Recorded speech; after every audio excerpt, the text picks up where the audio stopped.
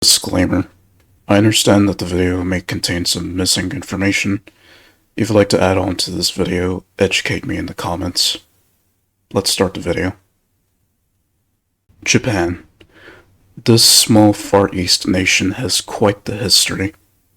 From the days of farming, to the age of the shogun, to the age of the absolute scrutiny of the atom bomb, and finally, becoming a pacifist nation that is known for either peaceful kindness or hidden nationalism, depending on who you ask. Culture-wise, many people enjoy the stories and tales of life in Japan during the age of warring clans, its infamous animation industry that started to flourish and modernize during the Cold War, and its most peaceful, clean, and well-mannered atmosphere that is well known to the world today. And, among other things, its ugly side, like the Yakuza, who are basically the Japanese version of the Mafia, and its imperialistic and ultra-nationalist past. Given its history, it is basically the equivalent to fuck around and find out the hard way. The point is, Japan's history is quite an interesting one when comparing the country to its past and how it is today because of the absolute U-turn they did in transforming the country after World War II. Strip the emperor of their power, introducing a new modern government to run the country, and simply avoid repeating past evils and focus on making the lives of their people better by putting their energy into industry, culture, sports, and entertainment to rebuild the country from literal ashes and to promote the modern Japanese people that we now see today. So, now that I did this run through of their general history, it's time to talk about their history in modern entertainment, video games. And we are going all the way back to where it all began, with Nintendo in the 1880s, the Meiji era.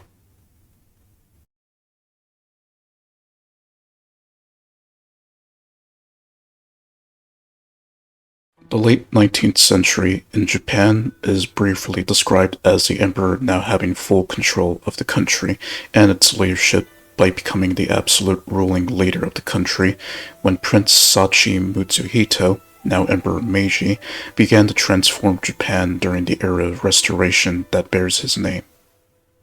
It was also a period in Japan's history that saw the shift towards a more Western standard of fashion, technology, and military might, which would come to prominence for Japan by the start of the new century.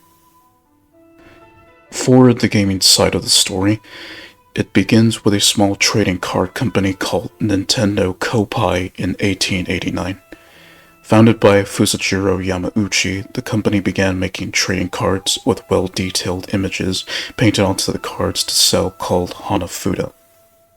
This came during a time when Western playing cards started to become very popular in Japan, and Nintendo wanted to capitalize on this growing market by making their own playing cards, which became a hit in the country.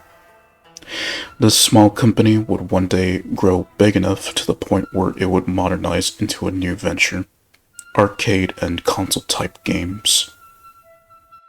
Nintendo Koppai, or the founder and early employees, would not live to see the modern age of the company and what it will one day become.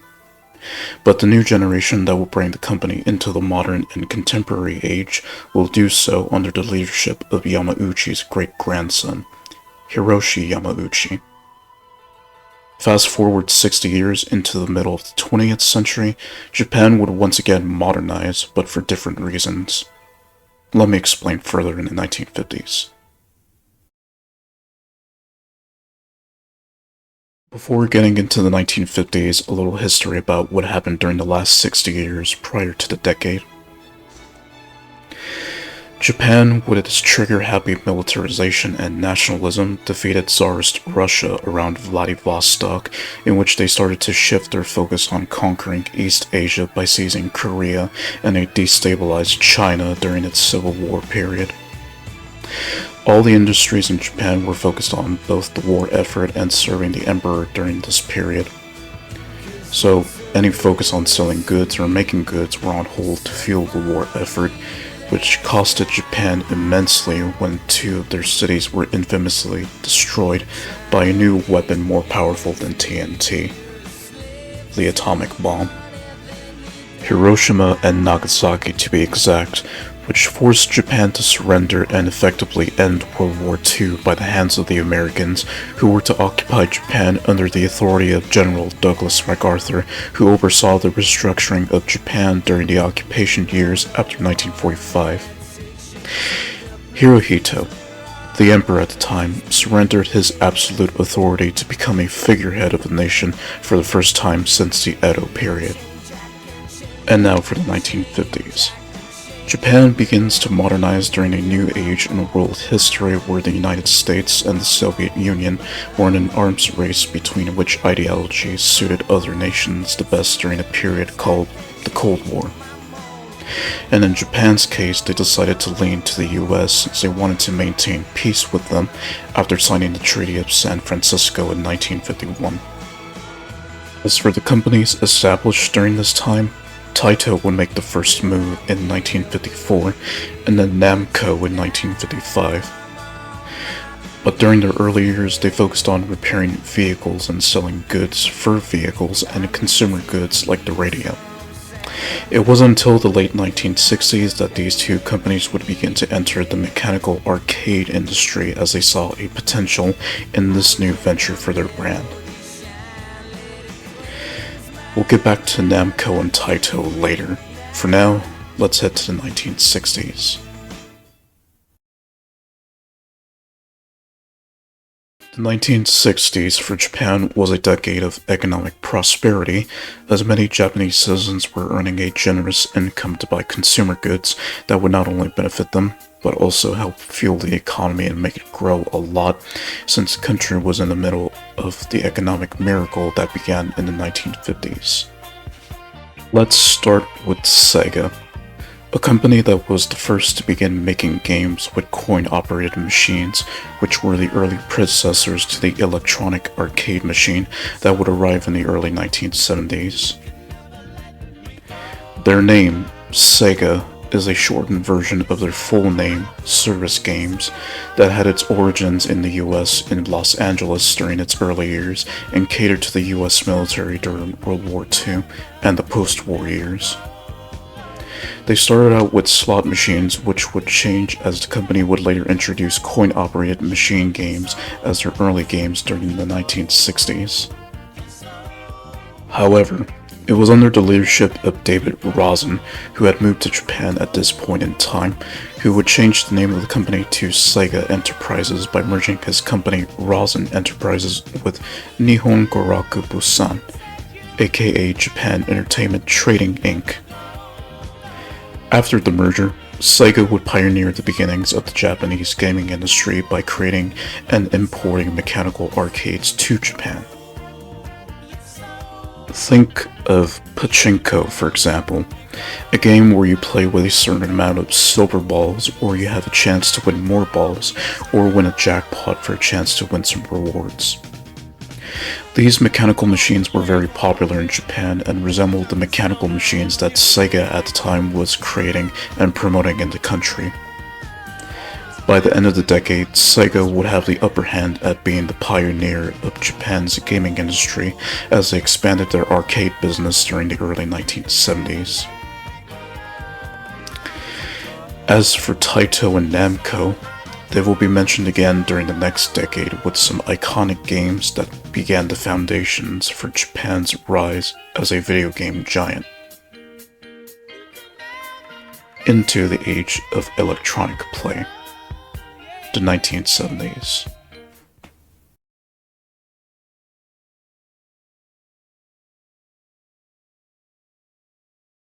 The 1970s, an era that came with the birth of a new device that will allow people to play an arcade game in the comfort of their own home. The video game console. Invented by Ralph Baer, the small box allowed people to play an arcade game by connecting the device directly into their television, and a few bits of pixels would show up on screen to interact with. This device would first see commercial use by an American company called Magnavox Odyssey, who have pioneered the video games market during the early years of the 70s. The arcades would make their appearance in locations throughout Japan as arcade machines became electronic during the decade. It was also during the 1970s that the age of pixelated games would enter the scene, such as Space Invaders, Laser Clay Shooting System, and Wild Gunman, that kickstarted the video game console era thanks in large part to Taito and Nintendo. Nintendo, during the late 1960s, were still producing playing cards since it was their main business, as well as venturing into other businesses like taxis and love hotels. But then comes a new president for the company, Hiroshi Yamauchi. Hiroshi was Nintendo's first modern president, who was responsible for bringing the company into the modern era by adapting to new ventures such as the previously mentioned ventures, along with toys and arcade machines that have grown in popularity as the 70s came. He was also the great-grandson to the founder of the company, Fusajiro Yamauchi. With this new age in the growing arcades industry, Yamauchi invested in facilities and created divisions for what would become the company's own arcade and video games division, where developers would work to create not just arcade machines, but video games. A new medium that brought the arcade into people's homes, like with VHS tapes that also became popular during the 1970s. By the end of the decade, they would create their own video game consoles inspired by Magnavox Odyssey and Atari that would set the stage for Japan to become a big player in the video game scene once the 1980s began. Taito and Namco would begin their ventures into video game development in this decade, and also make history by creating games that would become legend to the video game community as a whole. For instance, Taito would create Space Invaders, one of the first video games created in Japan that moved the gaming industry into a new age. And the man who was responsible for the game's creation and for giving birth to the Japanese video games industry was Tomohiro Nishikado. Speaking of Namco, their most famous arcade game would be the next step in Japan's rise as a video game giant. A game that involved a certain pizza cut shaped character that would become the first video game icon to kick off the 1980s. Let's unravel that decade.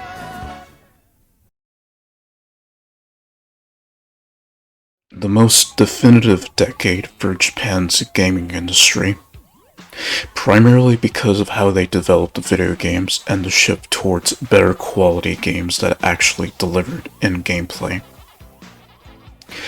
Nintendo became more prominent in the video game scene as they would debut one of their iconic consoles, the Game & Watch and the Famicom. In America, console demand was at an all-time low because of the oversaturation of American video games from Atari and consoles from other companies that led to the American gaming industry collapsing in a period known as the North American video game crash of 1983. Nintendo saw an opportunity to turn the tides of video game innovation in their favor by creating the Nintendo Entertainment System, a console that was created for Western audiences as an entertainment system that would catch the attention of a new generation of gamers that began playing video games from Japan. It was also where the debut of a brown gorilla named Donkey Kong and a jumping plumber named Mario became hits both in Japan and across the Western Hemisphere. Created by a young Japanese game designer by the name of Shigeru Miyamoto, Mario as a character had his origins with Donkey Kong when he made his appearance as Jumpman. It wasn't until 1985 that the infamous game series Super Mario Bros. For the Famicom and the NES would finally debut Mario to the world, which made Mario synonymous with Japan and Nintendo because he became the mascot of the company as the 1980s continued.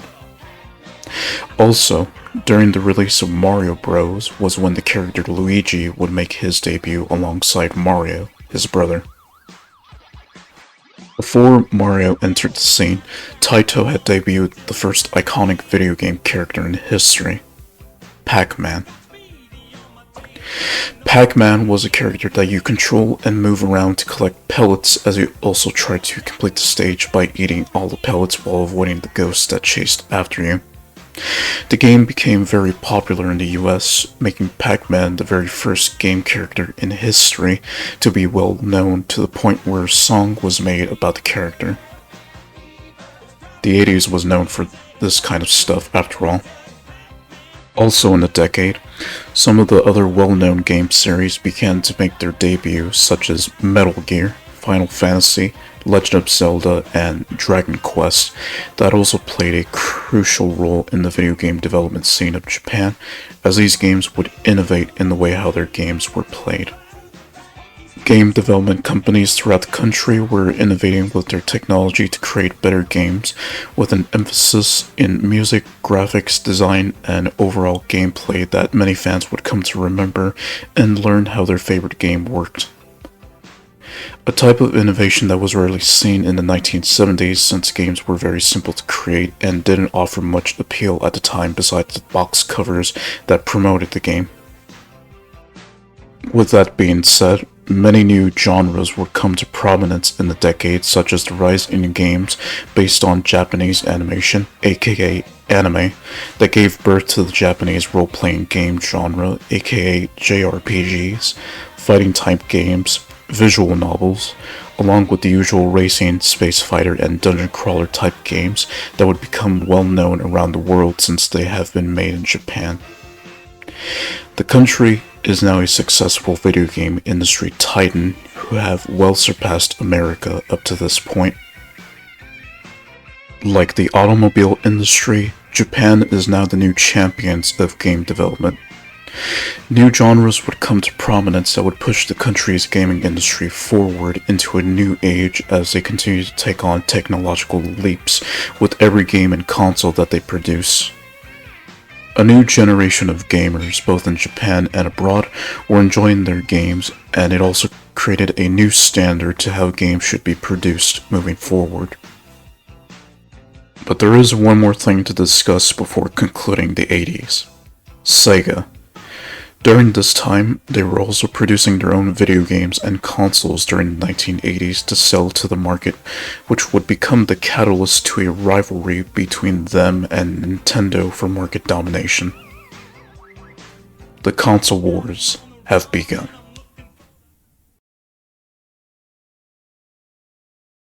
Nintendo, a family-friendly video game producer that created games where their characters are designed as small and charming. And then there's SEGA, who promoted their consoles for a mature audience that offered games that aren't as family-friendly as Nintendo. And that's how the console wars of the 1990s began. During the first half of the 90s, the technology evolved into the 32-bit era as many new games would be created by SEGA. While Nintendo has the established brand advantage, SEGA had advertising on their side in which they used aggressively during the 1990s. Both companies were engaged in a competition for market dominance with their consoles. In the end, Nintendo would reign as the king of video game console development around the early 2000s when Sega discontinued their console development division and instead focused on making video games as they entered the 21st century. To which the company benefited greatly as their roster of games continued to grow after the 90s. And now to the games that were released in the 1990s. The decade would be the birth of the infamous video game series that would start to build a following, such as Sonic the Hedgehog, Pokemon, and Resident Evil, or Biohazard in Japan. As the technology continued to evolve, a new player in the console market would come from a corporation that originally developed cameras and portable radios, Sony. But not through their namesake. They entered the video game industry with their own console, the PlayStation. conceptualized by Ken Kutaragi, who pioneered the idea of a console that simulated a 3D environment, the likes of which was never seen before in well-established brands like Nintendo and SEGA. PlayStation would grow into popularity during the late 90s as they would enter the competition, while Nintendo and Sega were entering the 64-bit era that came with the introduction of early 3D graphics in video games.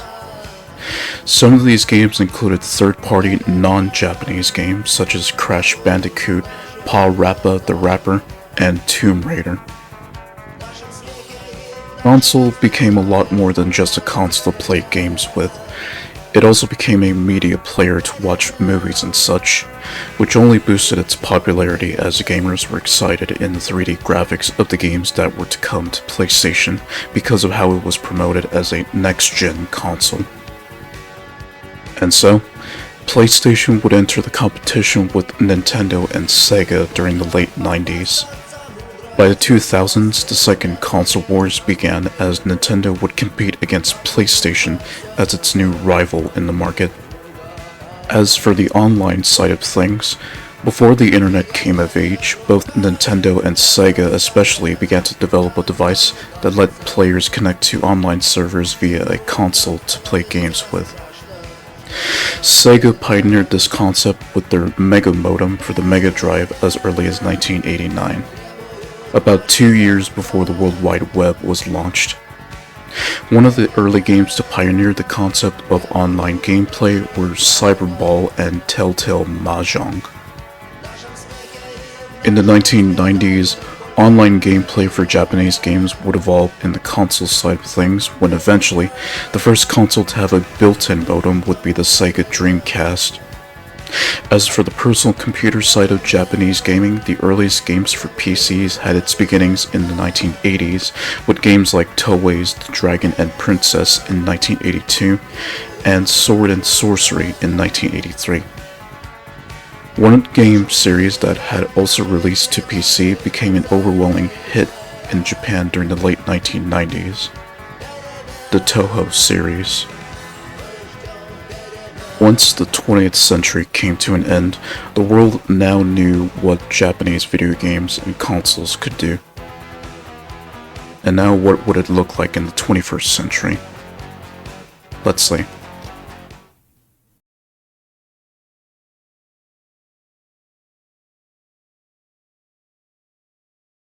As PlayStation competes with Nintendo and a new American console called Xbox, Japanese games during the 2000s would see the rise in games for the PC market as well. It was also the decade where Japan introduced their own age rating system called Computer Entertainment Rating Organization, or CERO, during July 2002. As such, games in Japan after that year were required to have a rating of sorts for any future releases of their games.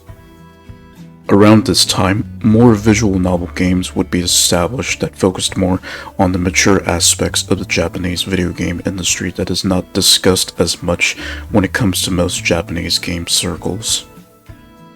The games that would come to define Japan's gaming industry during the 2000s were games like Dead or Alive Extreme Beach Volleyball, Legend of Zelda Twilight Princess, Wii Sports, School Days, and Final Fantasy Crystal Chronicles. Later games would also come to define the gaming industry in Japan around the final years of the 2000s, such as Punch-Out Wii and Soul Calibur 4.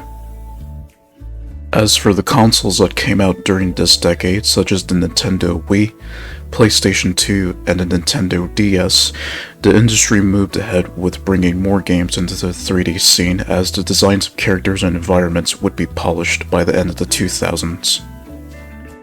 A decade that would once again transform the video game industry in Japan and evolve into the 2010s with an even bolder approach to game development beyond what Nintendo, PlayStation, and Sega could have made up to that point.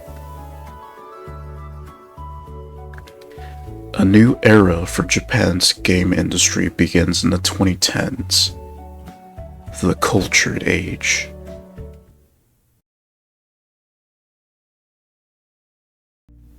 The 1980s for Japan's gaming industry became the definitive decade for its transformation of the video games industry on a global scale. As for the 2010s, it became the decade for Japan's cultured series of games to become very prominent, along with the continuation of famous video game titles from Nintendo, PlayStation, SEGA, and other video game developer companies.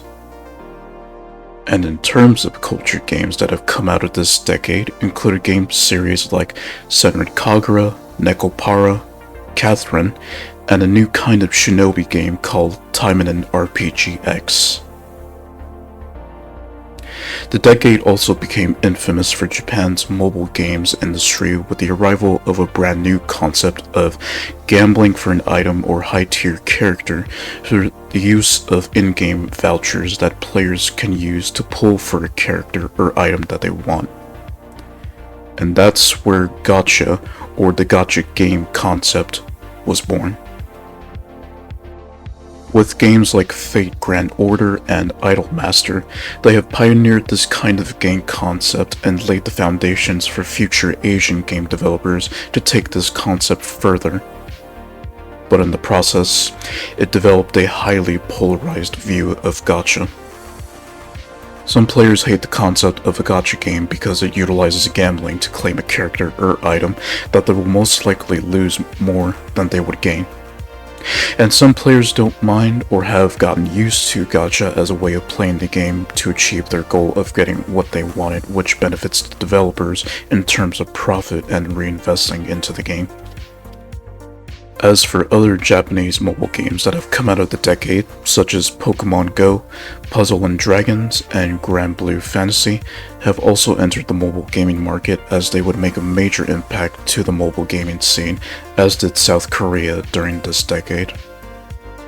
Going back to the console scene, games like Super Mario Maker, Wii Party, Death Stranding, Persona 5, Metal Gear Solid 5, The Phantom Pain, and Xenoblade Chronicles 2 were released to consoles like the PlayStation 4, Wii U, Nintendo 2DS, and the Nintendo Switch that have defined the decade with the consoles that have been launched. The Nintendo Switch and PlayStation 4 became the most popular consoles as they entered the 2020s. Most of the games that are not Nintendo and PlayStation exclusives would be published to PC after they're released to digital gaming stores like Steam. Some Japanese games would make the move to publishing their games to Steam and other sites that host their games, like with Craftopia in 2020. In the end, the 2010s have brought Japan into a new era that gave the world more cultured games that showed off more of the anime side of Japanese gaming, like Senran Kagura and Catherine, while continuing to promote classic mascots like Sonic and Mario in later releases. And more recently with indie developers like Hideo Kojima, the guy who's known for the Metal Gear Solid series, decided to part ways with Konami to establish his own gaming studio with his namesake. All of this is what would lead Japan into the 2020s with its next roster of games to come. So let's head to the 2020s.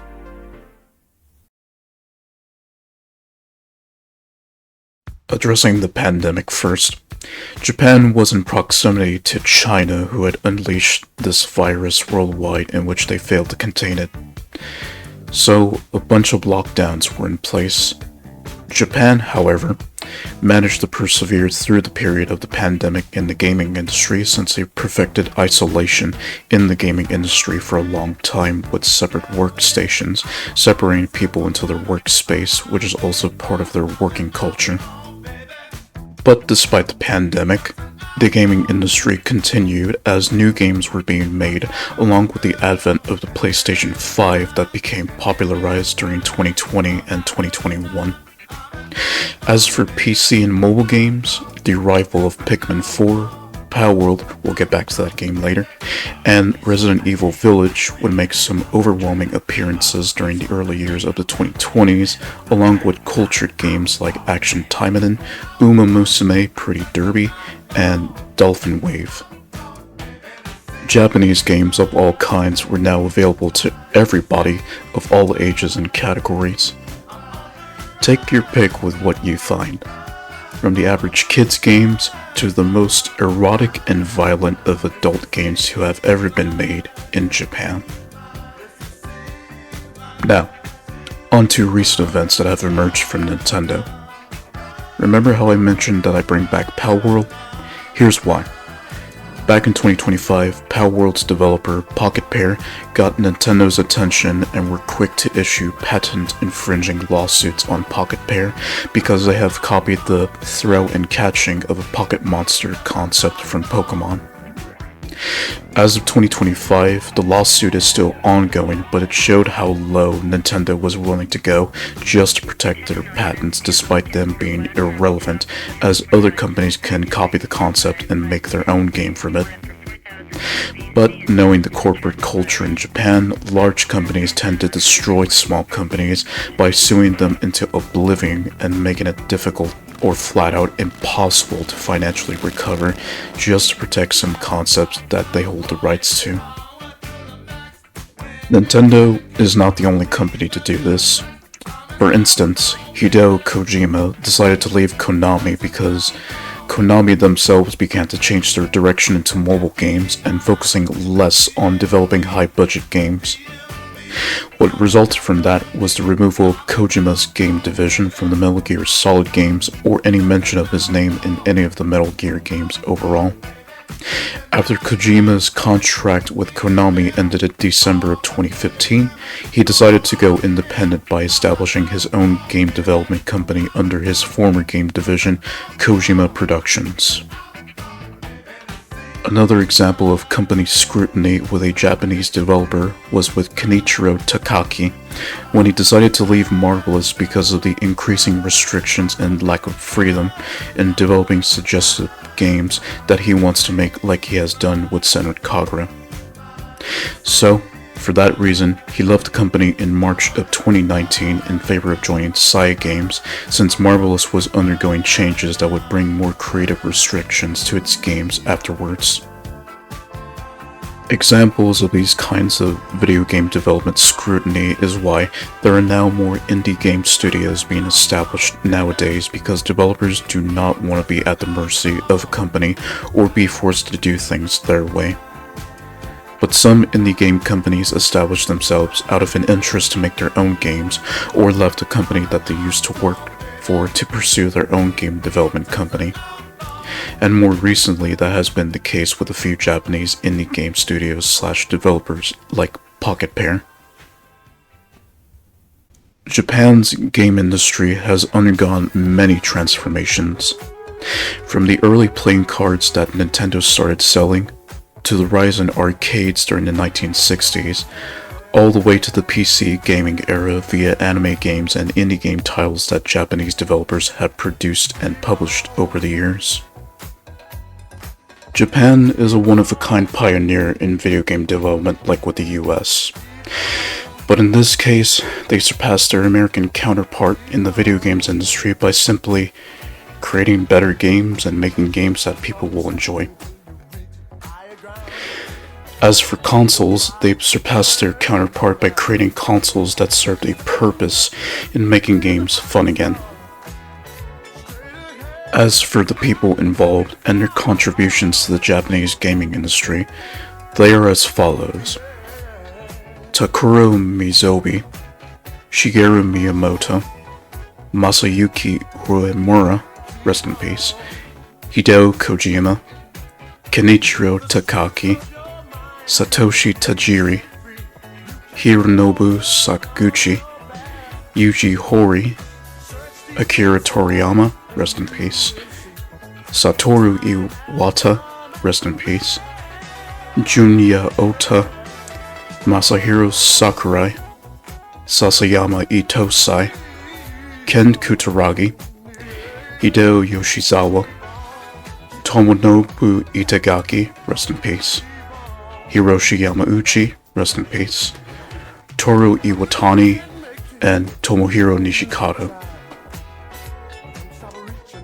What makes Japanese games so memorable is the fact that they would always be bold in game design and place their culture into every game that they develop. From Mario to Sonic, from Contra to Biohazard or Resident Evil, from Toho to Action Taimaden, and even Street Fighter to Soul Calibur 6. Despite outside disturbances, Japan's gaming industry still remains solid to this day because they put creativity and fun at the forefront of gaming. Thank you for watching.